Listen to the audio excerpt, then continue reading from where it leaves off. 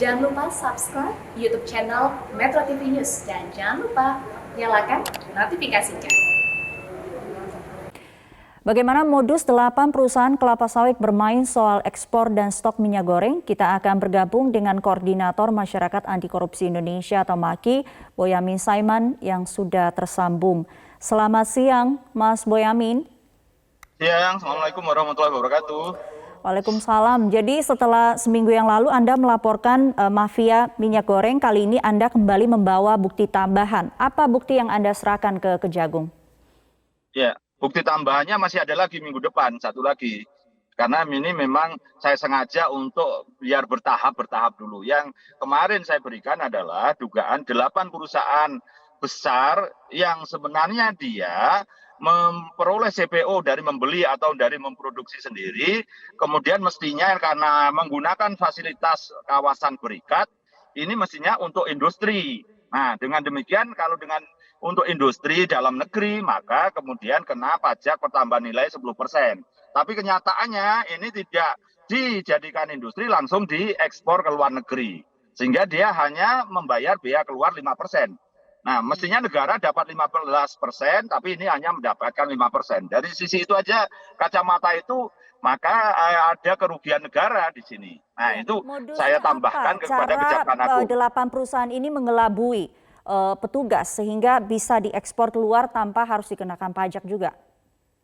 Ya bisa, bukan hanya mengelabui, tapi bisa aja karena ini peraturan di pelabuhan itu juga abu-abu. Tadinya tahun 2018 ini aturannya bahwa yang menggunakan kawasan pusat logistik berikat tadi itu adalah hanya untuk industri, kalimatnya tegas. Tapi tahun 2019 itu kalimat hanya untuk tadi dirubah menjadi terutama. Nah, terutama ini kan ada yang bisa tidak terutama. Nah, jadi bukan semata-mata ini adalah kepiawaian pihak swasta melakukan ekspor, tapi ada kemudian aturan yang dibuat abu-abu. Maka kemarin selain data 8 perusahaan itu, saya juga memasukkan dokumen berkaitan dengan peraturan Dirjen di sebuah lembaga yang di pelabuhan untuk dikaji juga bagaimana ini kok tiba-tiba ada perubahan kalimat begini.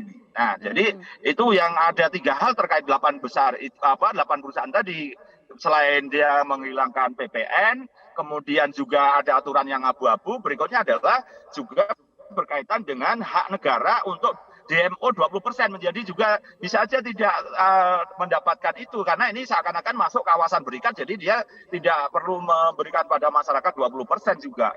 Jadi ini semakin bahasa saya liga besar ini semakin kelihatan gitu. 8 perusahaan yang Anda sebut tadi berbasis di Kalimantan semua? Enggak juga, sebagian ada yang di Jakarta, tapi menggunakan dia punya barang di Kalimantan gitu loh. Jadi mungkin malah sebagian besar di Jakarta atau terafiliasi dengan perusahaan-perusahaan di Jakarta. Ya yang punya diduga ya bos-bos besar yang saya anggap liga besar itu. Jadi istilahnya bukan pemain lokal juga gitu. Oke, pemain lama Anda maksud? Sudah berapa lama dari bukti yang Anda dapatkan? Lama atau baru gitu, tapi kata orang-orang ya sebenarnya pemainnya ya itu aja katanya begitu gitu. Tapi saya karena ini proses hukum, maka saya tidak berani mendahului pendalaman dari Kejaksaan Agung nanti. Ini PT lama atau PT baru? Ya pasti ada yang lama, ada yang baru, udah gitu aja. Baik, Anda katakan tadi ada aturan abu-abu yang kemudian dicari celahnya di situ. Jadi ada tidak Anda menemukan aturan lain yang kemudian bisa menindak aksi ini? Ya sebenarnya peraturan pemerintah pun kawasan berikat itu kan hanya industri, tapi peraturan di bawahnya kok berbeda misalnya. Itu justru ini kan peraturan yang bawah ini melawan perintah aturan di atasnya, itu aja sudah bisa untuk menindak. Dan juga sebenarnya dalam konteks itu menghilangkan pajak PPN tadi, pajak pertambahan nilai 10% itu kerugian banyak yang bisa lihat. Dan ini hari ini saya ke Serang, ke Banten untuk memastikan juga ada 2 perusahaan pengolah minyak goreng yang belakangan ini juga batuk-batuk tidak produksinya menurun. Nah, ini apakah juga karena suplai dari Kalimantan yang tidak nyampe karena dijual ke luar negeri sehingga mereka tidak mampu memproduksi karena memang bahan bakunya dari Kalimantan perusahaan di Banten ini. Jadi ini terpaksa saya sampai harus melacak-lacak dan terus terang aja saya juga kasihan kepada Pak Kapolri, malah dia belusuan untuk memastikan minyak goreng tersedia.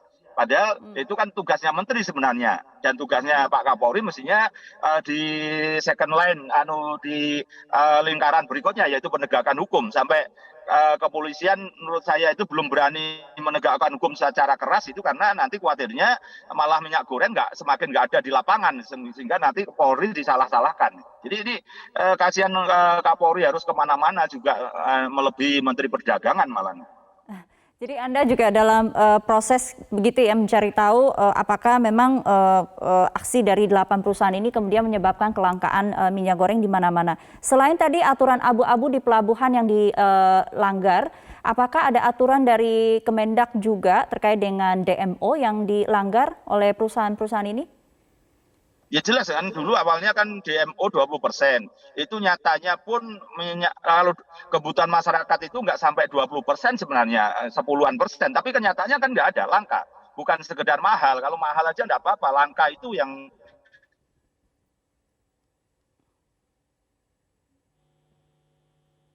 Mas Boyamin? Ternyata juga malah langka sekarang minyak curah. Jadi ini peraturan Menteri Perdagangan yang berubah-ubah itu juga malah jadi sumber masalah. Jadi ini yang dan kuota ekspornya ini sebenarnya seperti apa, harus kita audit. Bagaimana dia tidak tegas, misalnya kuotanya katakanlah hanya 10 tapi ternyata menjualnya sampai 50, atau tidak punya kuota tapi punya kuota. Nah ini sebenarnya kalau belajar dari kasus batu bara itu kan kemudian di stop, tidak boleh ekspor batu bara. Wah, baru kemudian ada penyelesaian. Dan kedua juga model penjualan batu bara itu kan dengan sistem akun macam-macam, seperti modi apa segala macam. Kalau ini mau katakanlah melanggar aturan nggak bisa dijual ke luar negeri gitu. Dan